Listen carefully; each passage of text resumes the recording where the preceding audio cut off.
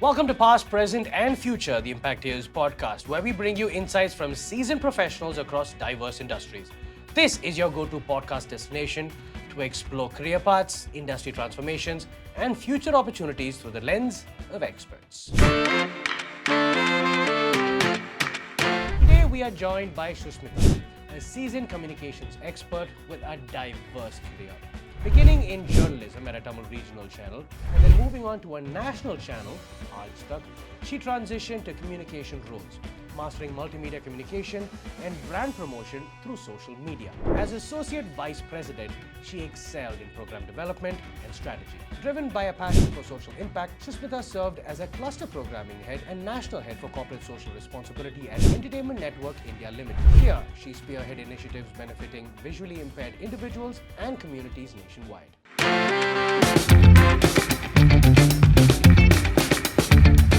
As far as journalism is concerned, what are some of the key skills that one should have, one should possess before even contemplating getting into that? So the first thing when you're talking in the space of communication, you should have your language very clear, grammar, and the ability to communicate clearly and not be sensational.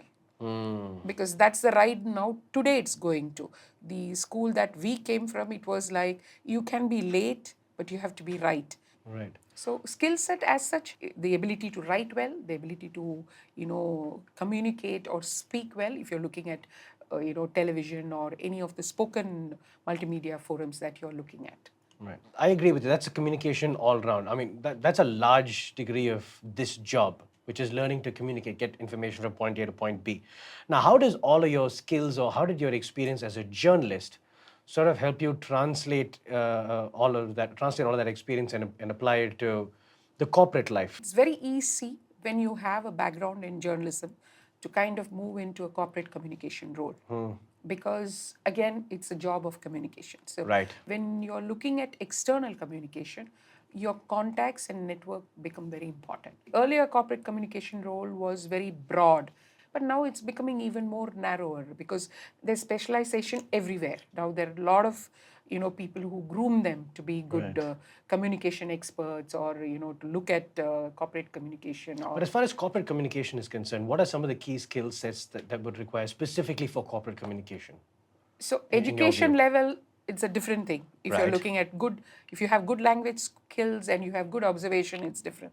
But as a personality, as a character, Yeah. one should be very thick-skinned because it's a job where people seldom, or the management But you're that's dealing. both, right? Journalism or corporate. Yeah, Listen, yeah. you've got to be. At least journalism, you have the ability to put your thoughts out. Yeah. You can always say that there is an opinion, but when you come to corporate communication, balancing that you have an opinion and there is a different opinion that the company or the management has becomes your key task. You're a hired gun. That's how you'll have to look at. As long as you're asked not to communicate something which is against your moral or ethical values, it will more or less be different. Because Right. so that ability to kind of compartmentalize So that. it's more a mindset thing. Yes, it's a mindset thing. And also, at the end, it's communicating right. One has to be very careful that currently you're employed with an organization and their messaging is very important. How did your role as a corporate communications expert differ from your journalism experience in terms of required skills? What new communication skills did you learn crafting messages for a corporate audience? So, as I mentioned earlier, also, journalism and corporate communication are two different roles. Right. When you are a journalist, the job in itself gives you the bandwidth to raise questions, to be unhappy about something, having an opinion, which is the people's opinion, as you would say, because as a journalist, you're expected to be neutral, communicate exactly what should be communicated. But And also sort of calculate as you go along. Yes. Go along, right? Yes, Yeah. yes. But a corporate communication role, it becomes in a way a one way because you're communicating only something which you have an agenda for. All right. Before I move on, what is, in your view, one of the best ways to sort of build good communication skills as a base plate to have, whether it's with journalism, whether it's with corporate communication? What are some of the easy, everyday things that people can do to sort of build or start building good communication skills? They have to read a lot.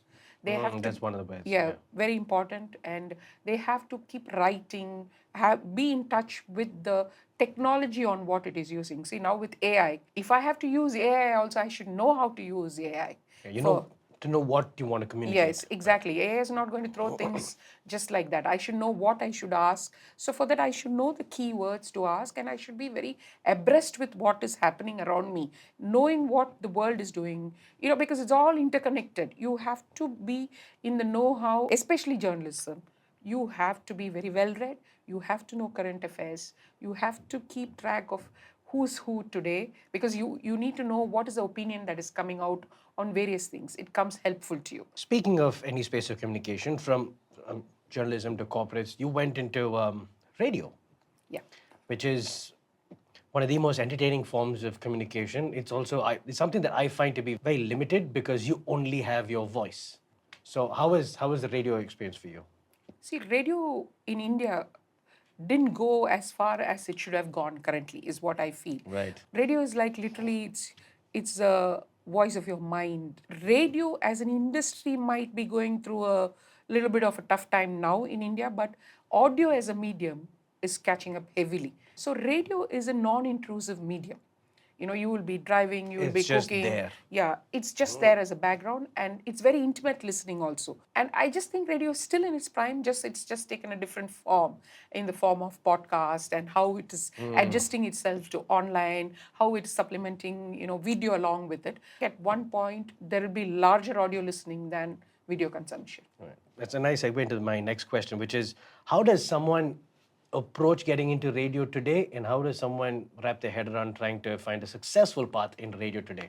If you are looking at radio as a career, and predominantly people look at radio as a career as an RJ, it's the gift of the gab at the end of the day. True. But people should also know it is a job which demands equal, or if not more, time that is put into research and homework. You have to be knowing what you need to speak, and you don't know see, radio has this challenge. You don't know who's listening to you.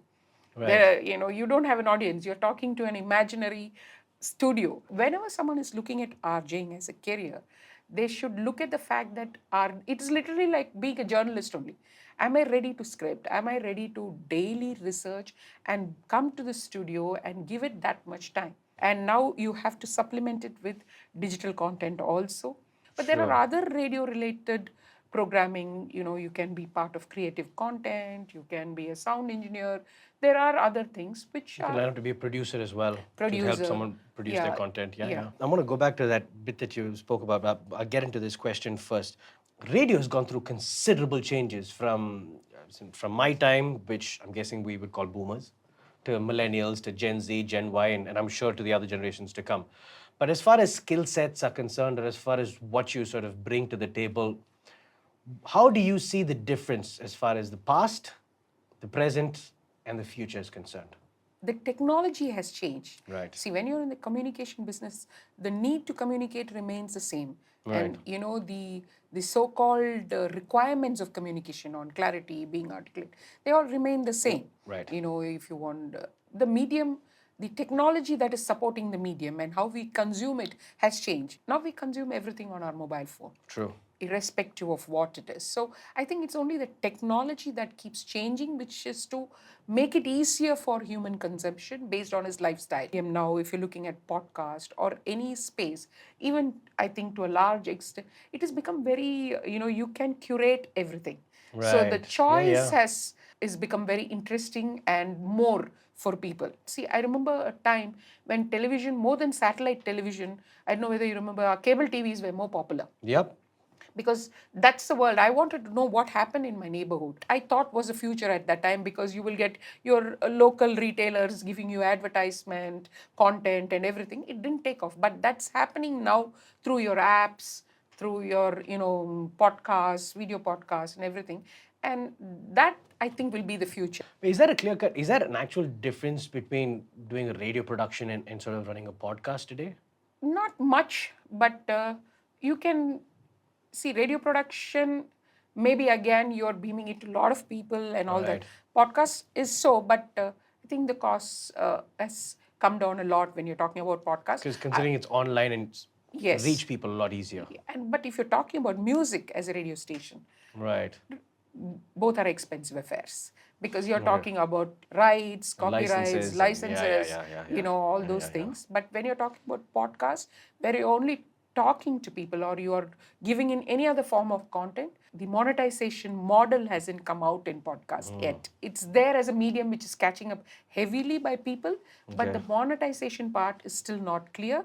The communication landscape itself is changing, not just in terms of how television's communicating, how print media is communicating, but how the audio space is communicating as well. Now, one of the biggest leaps that's happening right now, or that has been happening right now, is AI. It's sort of infiltrating everywhere. It's ruffling a few feathers. Few people are getting very unnerved by it. Some people are swearing by it, but it is here to stay. So my question is twofold. One is, how do you see AI factoring into radio space or the journalism space? But more so, what can a fresher do today, or how can a fresher equip themselves by taking a course on AI or something to get into radio? AI is here to stay. It's something which we have to look at with a very futuristic perspective. True. And it is not something which is coming to take away your jobs or whatever. If at all anything, it's going to enhance. And especially in a space like communication, multimedia, whether it's radio, video, print, or whatever it is, it will be a tool which will help you research, which will help you get information, and which will kind of make it better is what I feel. If I were to phrase a sentence which I have in doubt in grammar, if I'm taking AI's assistance, I don't think there is anything wrong. But people should also understand that the judgment call remains with you. So that's where the human interference will never go away. So one should not fear that, oh, AI is going to come and take away all my jobs or skills. It is up to you what you're going to use it, how you're going to use it, what you're going to take out of AI. So the judgment call is with us, on whatever we do. Yeah. The other thing I wanted to say is when people ask me, how do youngsters get themselves, I don't think youngsters have any issue with AI. It's the people like me or somebody in my age group or older or, who are in between the youngsters who need to take AI courses, who need to be open about understanding what AI is, because you will find in this space, whether it's radio, as I mentioned again, in the communication space, irrespective of it being entertainment, journalism, be open to AI as something which will enhance your job or make it easier. Now, going with that, how can a fresher sort of equip themselves today? What do you think should be the mindset of the fresher? How best can they equip themselves to get into podcasting or radio today? See, as I mentioned, if you are looking at the space of podcast or what, the first thing that they have to know is, are they in this game for a long haul? Many of them come thinking that my one episode I spoke and everybody appreciated. And I'm going to get 1 million views. Yeah, the next one will be the same. No. Yeah. And you have to have the ability to put in daily effort to get it through there. Because content creation, whichever form it is, it doesn't appear in your dreams. Be responsible. And also, it's a commitment you're giving yourself. And it will be a pressure that you have to take in. It will not be easy that, maybe you will do 100 episodes just, closing your eyes and content will come in front of you. But once you set the benchmark, once there is an expectation level, being in the run is very important. And that time, only if you're well read, if you're well informed, you're going to be in the race. Otherwise, you're going to be fizzle left out. behind. Yeah. Before we get, I want to talk about how what a fresher should have on a resume before approaching a job. But before that, I want to know, as far as salaries are concerned, as far as monies are concerned, because let's face it, in today's day and age, when people come for a job, one of the first things they ask you is, what's in it for me? What sort of a differentiation do you see as far as salaries when you started off and till now? What can a fresher expect? Where can a fresher sort of enhance himself more or herself more to expect more? How do they deal with that? Do not expect any salary and come here. Right. It will never be matching with what you do. So you will see somebody who has done just one, news story or, a YouTube video or a podcast, who might be earning 20 times more than you. You must have put the best effort. You might be right. You might have done the most technologically advanced manner. You may not get results. And there will be somebody who did bathroom singing and, may earn in crores and become popular. So do not come with an expectations.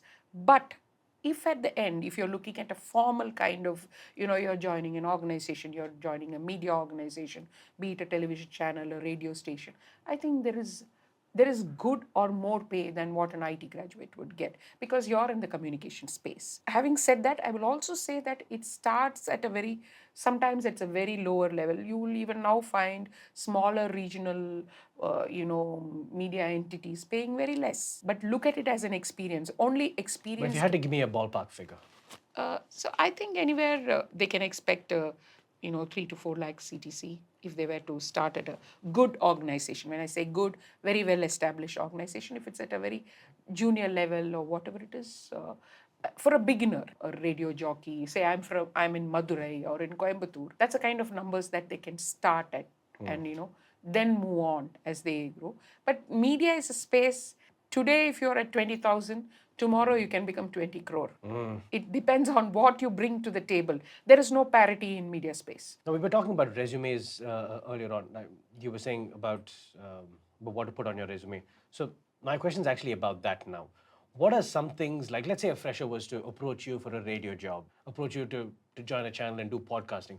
What are some of the things that you can see on, that you would like to see on that resume that would really help them stand out from the other people that have put their resume in front of you? As you rightly mentioned, they have to stand out. Right. Don't send me resumes which says that, which is picked from the internet Okay. or cut paste from regular resume makers. Don't send that. Being very honest in your resume is very important, but honesty alone doesn't work. There should be a level of creativity that catches one's attention. If you're going to apply for RJ or VJ or as a journalist, yeah, if you have samples of your work today, technology enables all that. Do you have links of work you have done where you have written, if you're a fresher, have you written articles or anything creative that you have written, you can share that. You have to explicitly say why you think I have that skill set.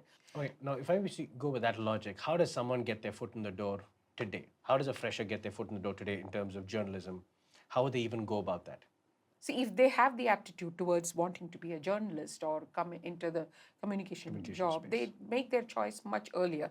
When they are in their finish their schooling itself, there are a number of courses that they look at. There are like top universities offering, visual communication, mass communication, journalism jobs. These they are segmented now. It's no more together. Earlier, a visual communication person will come into journalism.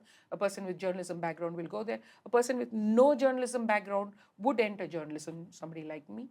I think that option is even now there.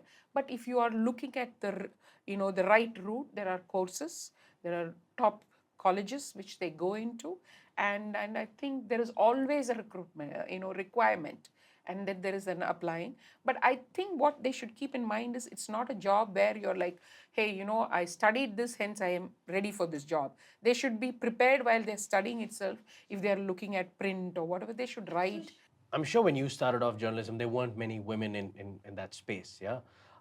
Because it's a very, very demanding space as well. Today, for a woman to sort of think of getting into journalism or radio or any sort of communicative space that you were talking about, what are some of the things, some of the basics that they should have, some of the basics they should have on paper, and some of the qualities in terms of mindset or qualities that they can build that is a must for them to even approach as a fresher today? See, it's true of any industry, irrespective of whether it is communication. Women getting into certain roles, like you'll find manufacturing industry not having even 3% representation or 5% representation women. That's true of media, but I think it's changed now.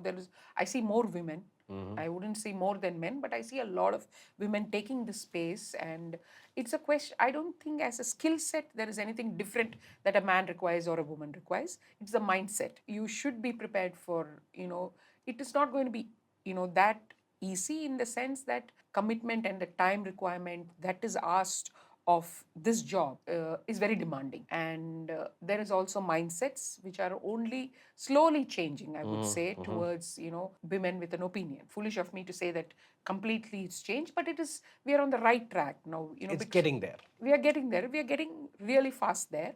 and one should have that patience, it's, to understand that. But see, what I've noticed as far as women in media or communication is the entry level, there are a lot of them always, who come in as RJs, VJs, or as journalists, or as producers, or any form, sound engineer, camera, whatever, entry level. Sustaining in that space is what is a challenge for women, because as a life cycle, how it goes, and the media cycle, how it goes, it varies, or, the coexistence is very difficult. That is what they have to be prepared for. Be ready to put long hours, be ready to run with the world. Throughout your career in journalism, corporate communication, radio, how did you cultivate mentors, building valuable professional networks in each field, right? And what advice would you give freshers navigating mentorship and networking in different industries? Finding the appropriate mentor and finding people that can sort of take you under their wing, not take advantage of you, show you the ropes. You have people who guide you rightly, and also people who mentor you rightly. And most important in this space, if you are going to be in media, building relationship is very, very important. Now, this that comes purely with how it's all about your integrity and honesty. Treating everybody with respect is very, very important. And if you find a mentor, the right mentor, see, now mentorship is very, very tricky. One person will not have the answer for everything. Everything. True. Very, very true. So you have to find your mentors who, there might be somebody who teaches you how to manage a team. There might be somebody who might be great at team management but a failure in getting you the right content. So know whom you are seeking. Right. And they needn't be only physical. Your mentor can be somebody whom you look at today outside of, online connects you everywhere. Take the core values from people who gave you that, and build on the other things. So there's a common misconception on staying in one field is necessary for success. Yeah, your diverse career path proves completely otherwise, right?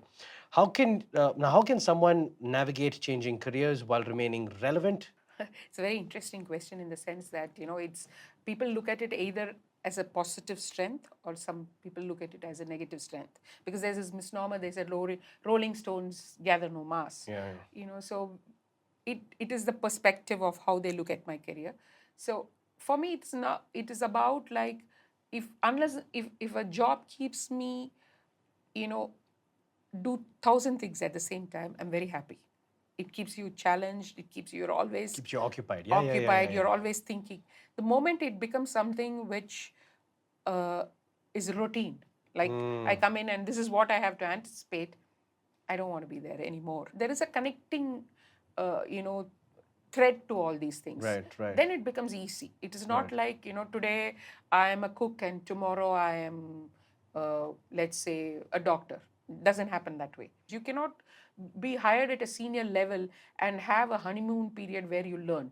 It can't happen. Yeah. People want you to be in the run, like, immediately. That's in the lava. Yeah. Exactly. So that is also a challenge one should be ready to face when you're in that space. So having some connection to what your skill set is very important. Like, I'll have a skill set, I'm understanding your sector and industry, and I will put to use my skill set is accepted. Well, across journalism, corporate communication, and radio, a strong communication foundation is very crucial. And how you've identified and leveraged transferable communication skills to excel in each role. That is, I think it's safe to say one of your greatest talents is communication. Yeah, and especially in your line of work, or the different lines of work that you've done in the realm of communication, there's a lot of switching in terms of mindset. There's a lot of switching in terms of how you have to be in terms of your personality and so on and so forth, because it's different spaces, same ball game, but it's different spaces. When you're sort of assessing someone's talent, when someone comes up to you, how do you factor in where they would fit? This is a radio jockey, that would make a perfect person in the corporate world, or that make a perfect journalist to go out there. How do you differentiate that? Sourcing the right person is the biggest challenge I face in any of my roles. Right. As any managerial roles, identifying the right person, the right fitment, sometimes it has to be like God given. Otherwise, it becomes very difficult. So I never make my judgment based on the resume they share. Right. It's always an interpersonal conversation that I have, and giving them the most, let's say, most elaborate scenario or most difficult scenario of that profession, and what do they bring out is, very important. Like, Right. uh, I went for an interview, in one of the regional channels. That was my second job, and the person who was interviewing me already knew that I have done a television journalism job, and I'm coming for the next one. So he suddenly asked me, "Do you know driving?" So I was like, why is he asking me in a journalism job? So I said, no. So he said, no, how can I take you? Tomorrow something happens, you have to take the car and run. Would you know? So although it was a very funny incident, it stayed in my mind that you're not directly asking them only the job related questions. Very true. You also need to know what is their personality. You need to know what are their moral values, especially in communication, because it is a job which requires that you have an opinion. Right. And sometimes you may have an opinion, and that may not be the opinion that you may want to reflect out. Right. I'm not at all in favor of people who want instant success, because you can see that they do not want to put effort, and they never look at what is the path that How many led times to the person's fallen? Yeah, so they only look at that, and it happens very often in today's space, because mediums like YouTube make people instant stars, and they're used to stardom, and they expect celebrity level status, and suddenly if they have to put effort, it doesn't come that easily to them. I do look at all these things, but as I mentioned, the core thing that I look for is that what is their core value. Does that go with the organization that they are coming into? They may have personal values, but the organization that they are interviewing for, it might be a radio station, it might be a corporate, will they settle in there? That's very Right. important. If not, the misfit comes in, it kind of damages the entire team dynamics, which I think is unfair for people to come happily and work and go. Well, thank you so much. This has been a wealth of information. Hopefully, this will help people sitting at home. Thank you so much for your time, Susmita. Thank you so much, Shyam. I think it was a very engaging conversation. Thank you. That's it for this information-packed episode on past, present, and future, the Impacteers podcast. Hope this was very, very informative for you. For more such information or for more such very interesting conversations, do follow us on all our social media platforms. And remember, most importantly, up until next time,